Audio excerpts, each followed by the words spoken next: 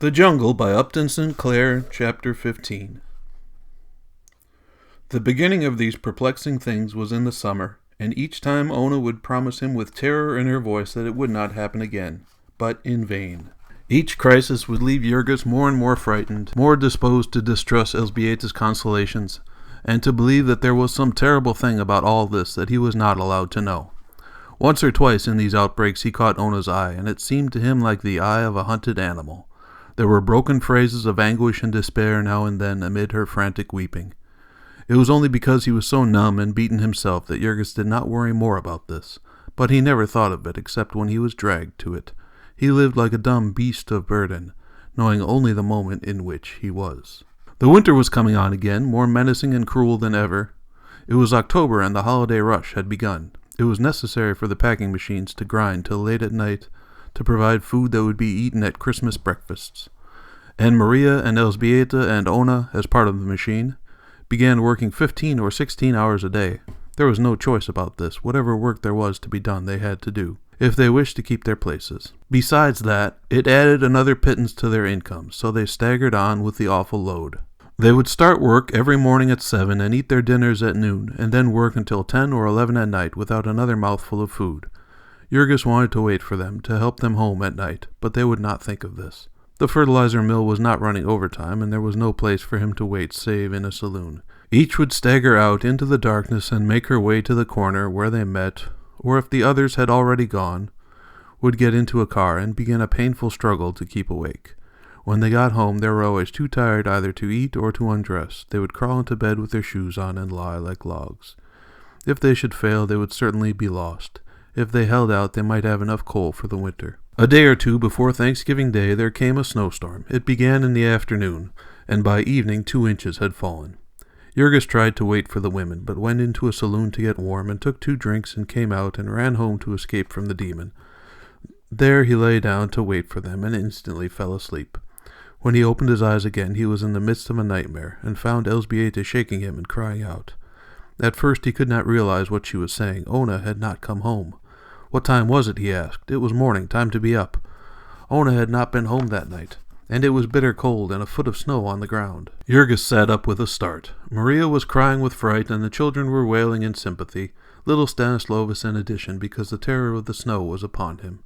Jurgis had nothing to put on but his shoes and his coat, and in half a minute he was out the door. Then, however, he realized that there was no need of haste, that he had no idea where to go. It was still dark as midnight, and the thick snowflakes were sifting down.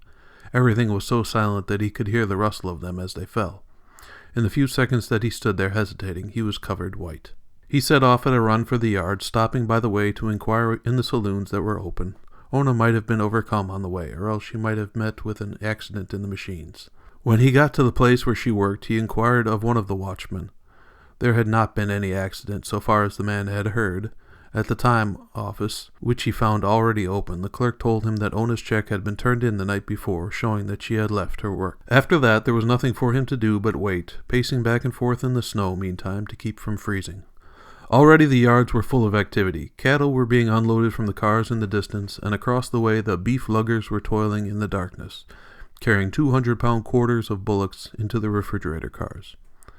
Before the first streaks of daylight there came the crowding throngs of workmen shivering and swinging their dinner pails as they hurried by. Jurgis took up his stand by the time office window, where alone there was light enough for him to see. The snow fell so thick that it was only by peering closely that he could make sure that Ona did not pass him. 7 o'clock came, the hour when the great packing machine began to move. Jurgis ought to have been at his place in the fertilizer mill, but instead he was waiting, in an agony of fear, for Ona. It was 15 minutes after the hour when he saw a form emerge from the snow mist and sprang toward it with a cry. It was she, running swiftly. As she saw him, she staggered forward and half fell into his outstretched arms. "What has been the matter?" he cried anxiously. "Where have you been?" It was several seconds before she could get breath to answer him. "I couldn't get home," she exclaimed. "The snow, the cars had stopped." "But where were you then?" he demanded. "I had to go home with a friend," she panted, "with Jadwiga." Jurgis drew a deep breath, but then he noticed that she was sobbing and trembling, as if one of those nervous crises that he had dreaded so. "But what's the matter?" he cried. "What has happened?" "Oh, Jurgis, I was so frightened," she said, clinging to him wildly. "I have been so worried." They were near the time station window and people were staring at him. Jurgis led her away. "How do you mean?" he asked in perplexity. "I was afraid. I was just afraid," sobbed Ona. "I knew you wouldn't know where I was, and I didn't know what you might do. I tried to get home, but I was so tired. Oh, Jurgis, Jurgis." He was so glad to get her back that he could not think clearly about anything else. It did not seem strange to him that she should be so very much upset. All her fright and incoherent protestations did not matter since he had her back.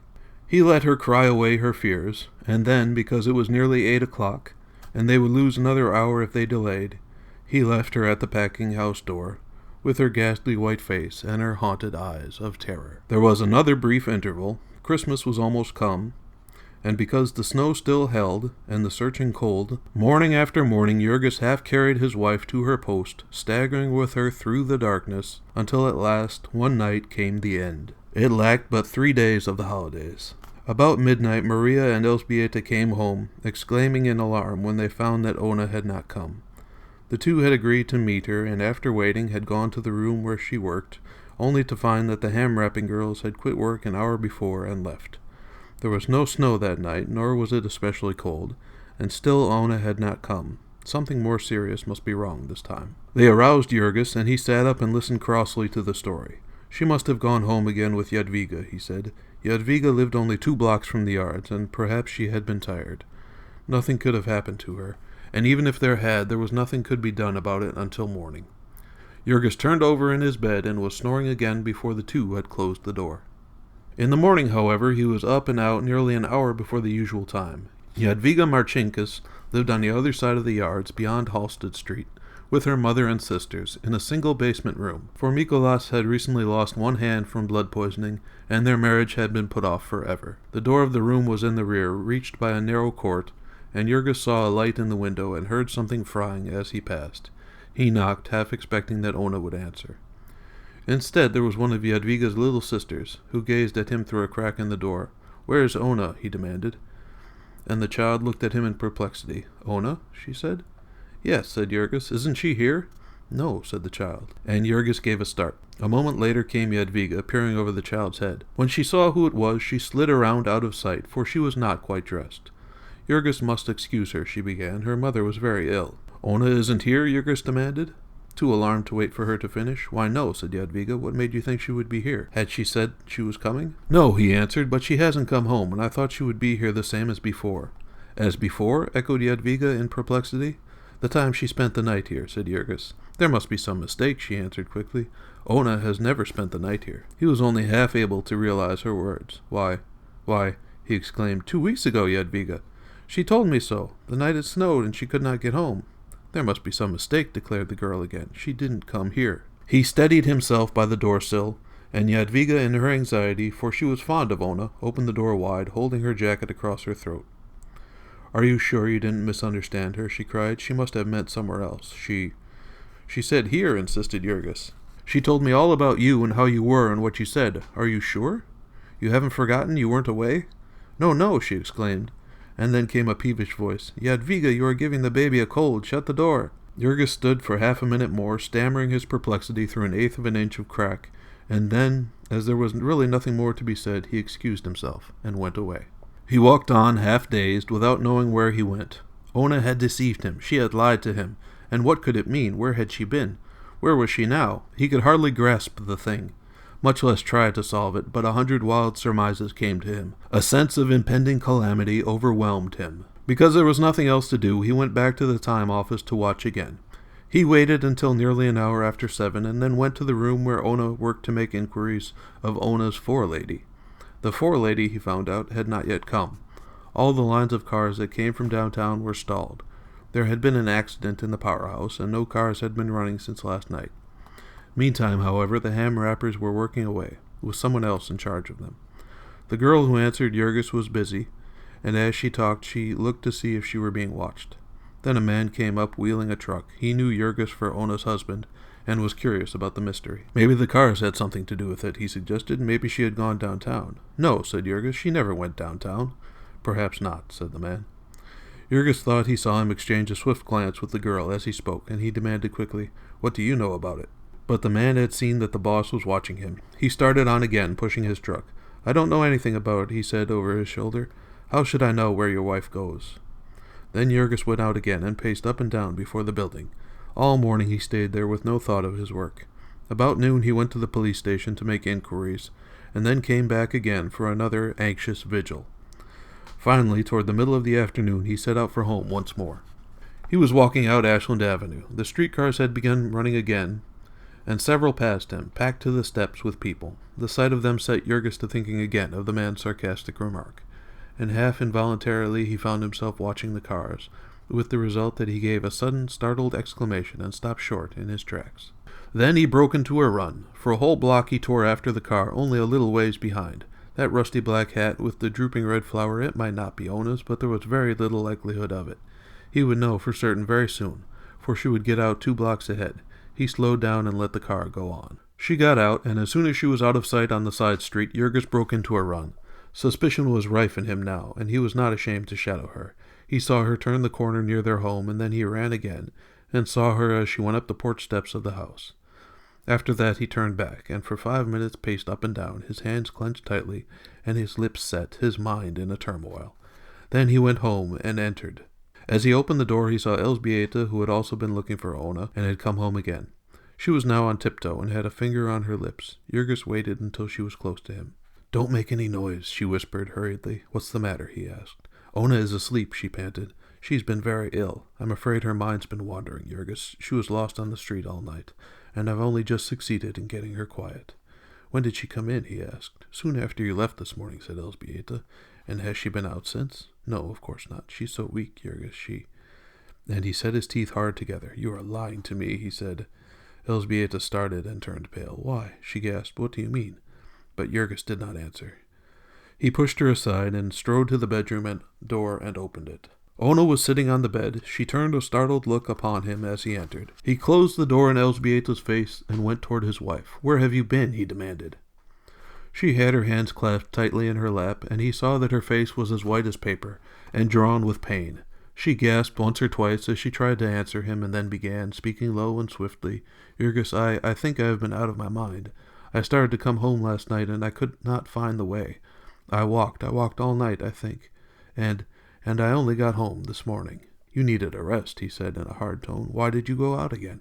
He was looking her fairly in the face, and he could read the sudden fear and wild uncertainty that leapt into her eyes. I had to go to the store," she gasped, almost in a whisper. "I had to go—" "You are lying to me," said Jurgis. Then he clenched his hands and took a step toward her. "Why do you lie to me?" he cried fiercely. "What are you doing that you have to lie to me?" "Jurgis," she exclaimed, starting up in fright. "Oh, Jurgis, how can you?" "You have lied to me, I say," he cried. "You told me you had been to Jadwiga's house the other night, and you hadn't. You had been where you were last night, somewheres downtown, for I saw you get off the car. Where were you?" It was as if he had stuck a knife into her. She seemed to go all to pieces. For half a second she stood reeling and swaying, staring at him with horror in her eyes. Then, with a cry of anguish, she tottered forward, stretching out her arms to him. But he stepped aside deliberately and let her fall. She caught herself at the side of the bed, and then sank down, burying her face in her hands and bursting into frantic weeping. There came one of those hysterical crises that had so often dismayed him. Ona sobbed and wept, her fear and anguish building themselves up into long climaxes. Furious gusts of emotion would come sweeping over her, shaking her as the tempest shakes the trees upon the hills. All her frame would quiver and throb with them. It was as if some dreadful thing rose up within her and took possession of her, torturing her, tearing her. This thing had been wont to set Jurgis quite beside himself. But now he stood with his lips set tightly and his hands clenched. She might weep till she killed herself, but she could not move him this time. Not an inch. Not an inch. Because the sound she made set his blood to running cold and his lips to quivering in spite of himself. He was glad of the diversion when Tate Elzbieta, pale with fright, opened the door and rushed in. Yet he turned upon her with an oath. "Go out," he cried, "go out." And then, as she stood hesitating, about to speak, he seized her by the arm and half flung her from the room, slamming the door and barring it with a table. Then he turned again and faced Ona, crying, "Now answer me!" Yet she did not hear him. She was still in the grip of the fiend. Jurgis could see her outstretched hands, shaking and twitching, roaming here and there over the bed at will, like living things. He could see convulsive shuddering start in her body and run through her limbs. She was sobbing and choking. It was as if there were too many sounds for one throat. They came chasing each other, like waves upon the sea. Then her voice would begin to rise into screams, louder and louder, until it broke in wild, horrible peals of laughter. Jurgis bore it until he could bear it no longer, and then he sprang at her, seizing her by the shoulders and shaking her, shouting into her ear, "Stop it, I say! Stop it!" She looked up at him out of her agony. Then she fell forward at his feet. She caught them in her hands in spite of his efforts to step aside, and with her face upon the floor lay writhing. It made a choking in Jurgis' throat to hear her, and he cried again, more savagely than before, "Stop it, I say!" This time she heeded him, and caught her breath and lay silent, save for the gasping sobs that wrenched all her frame. For a long minute she lay there, perfectly motionless, until a cold fear seized her husband, thinking that she was dying. Suddenly, however, he heard her voice faintly. "Jurgis, Jurgis!" "What is it?" he said. He had to bend down to her. She was so weak. She was pleading with him, in broken phrases painfully uttered. "Have faith in me. Believe me." "Believe what?" he cried. "Believe that I know best, that I love you, and do not ask me what you did. Oh, Jurgis, please, please. It is for the best. It is." He started to speak again, but she rushed on frantically, heading him off. "If you will only do it, if you will only believe me. It wasn't my fault. I couldn't help it. It will be all right. It is nothing. It is no harm. Oh, Jurgis, please, please." She had hold of him and was trying to raise herself to look at him. He could feel the palsied shaking of her hands and the heaving of the bosom she pressed against him. She managed to catch one of his hands and gripped it convulsively, drawing it to her face, and bathing it in her tears. "Oh, believe me, she wailed again, and he shouted in fury, "I will not." But still she clung to him, wailing aloud in her despair, "Oh, Jurgis, think what you are doing. It will ruin us. It will ruin us. Oh, no, you must not do it. No, don't do it.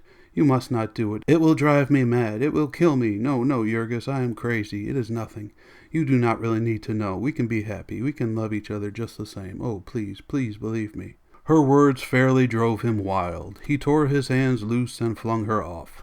"Answer me," he cried. "God damn it, I say, answer me." She sank down upon the floor, beginning to cry again.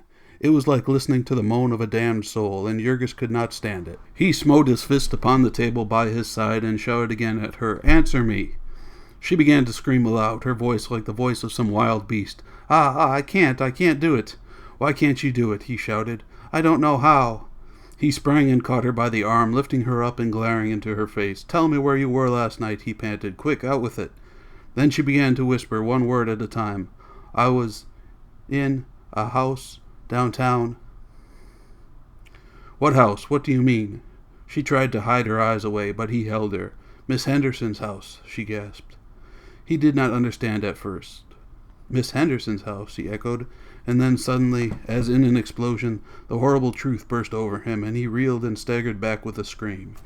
He caught himself against the wall and put his hand to his forehead, staring about him and whispering, "Jesus, Jesus." An instant later he leaped at her as she lay groveling at his feet. He seized her by the throat. "Tell me," he gasped hoarsely. "Quick, who took you to that place?" She tried to get away, making him furious. He thought it was fear or the pain of his clutch. He did not understand that it was the agony of her shame. Still she answered him. "Connor."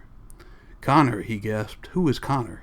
"The boss," she answered. "The man." He tightened his grip in his frenzy, and only when he saw her eyes closing did he realize that he was choking her. Then he relaxed his fingers and crouched, waiting until she opened her lids again. His breath beat hot into her face. "Tell me," he whispered at last. "Tell me about it." She lay perfectly motionless, and he had to hold his breath to catch her words. "I did not want to do it," she said. I tried not to do it. I only did it to save us. It was our only chance." Again, for a space, there was no sound but his panting. Ona's eyes closed, and when she spoke again, she did not open them. "He told me he would have me turned off.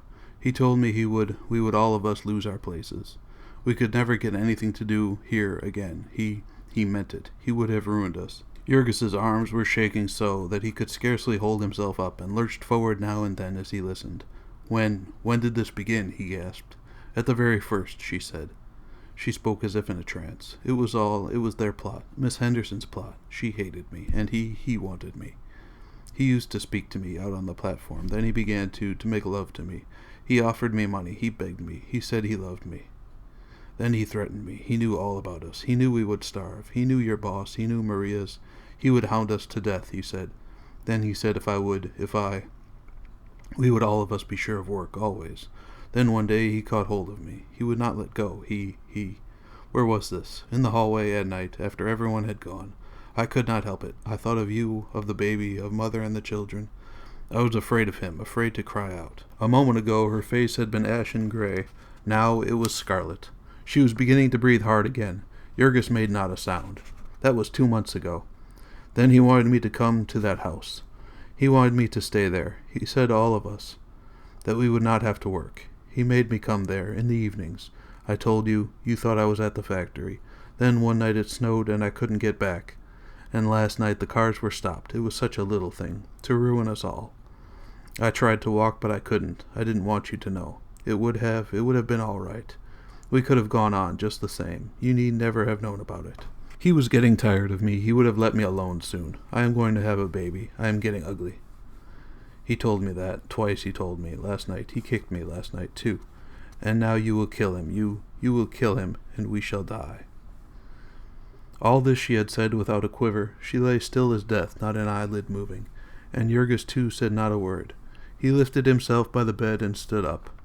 He did not stop for another glance at her, but went to the door and opened it. He did not see Elzbieta crouching terrified in the corner. He went out, hatless, leaving the street door open behind him. The instant his feet were on the sidewalk, he broke into a run. He ran like one possessed, blindly, furiously, looking neither to the right nor the left. He was on Ashland Avenue before exhaustion compelled him to slow down, and then, noticing a car, he made a dart for it, and drew himself aboard. His eyes were wild and his hair flying, and he was breathing hoarsely like a wounded bull.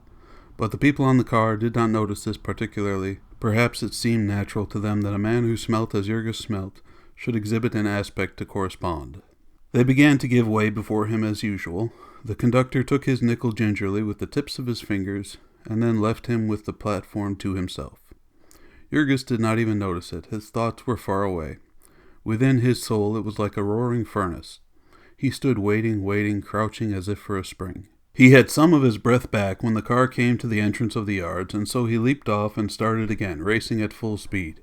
People turned and stared at him, but he saw no one. There was the factory, and he bounded through the doorway and down the corridor. He knew the room where Ona worked, and he knew Connor, the boss of the loading gang, outside. He looked for the man as he sprang into the room. The truckmen were hard at work, loading the freshly packed boxes and barrels upon the cars. Jurgis shot one swift glance up and down the platform. The man was not on it. But then suddenly he heard a voice in the corridor, and started for it with a bound. In an instant more he fronted the boss. He was a big, red-faced Irishman, coarse-featured and smelling of liquor. He saw Jurgis as he crossed the threshold and turned white. He hesitated 1 second, as if meaning to run, and then the next his assailant was upon him. He put up his hands to protect his face, but Jurgis, lunging with all the power of his arm and body, struck him fairly between the eyes and knocked him backward. The next moment he was on top of him, burying his fingers in his throat. To Jurgis, this man's whole presence reeked of the crime he had committed. The touch of his body was madness to him. It set every nerve of him a-tremble. It aroused all the demon in his soul. It had worked its will upon Ona, this great beast, and now he had it. He had it. It was his turn now. Things swam blood before him, and he screamed aloud in his fury, lifting his victim and smashing his head upon the floor. The place, of course, was in an uproar, women fainting and shrieking and men rushing in. Jurgis was so bent upon his task that he knew nothing of this, and scarcely realized that people were trying to interfere with him. It was only when 6 men had seized him by the legs and shoulders and were pulling at him that he understood that he was losing his prey. In a flash he had bent down and sunk his teeth into the man's cheek, and when they tore him away he was dripping with blood, and little ribbons of skin were hanging in his mouth. They got him down upon the floor, clinging to him by the arms and legs, and still they could hardly hold him. He fought like a tiger, writhing and twisting, half flinging them off and starting toward his unconscious enemy. But yet others rushed in until there was a little mountain of twisted limbs and bodies, heaving and tossing and working its way about the room. In the end, by their sheer weight, they choked the breath out of him, and then they carried him to the company police station, where he lay still until they had summoned a patrol wagon to take him away.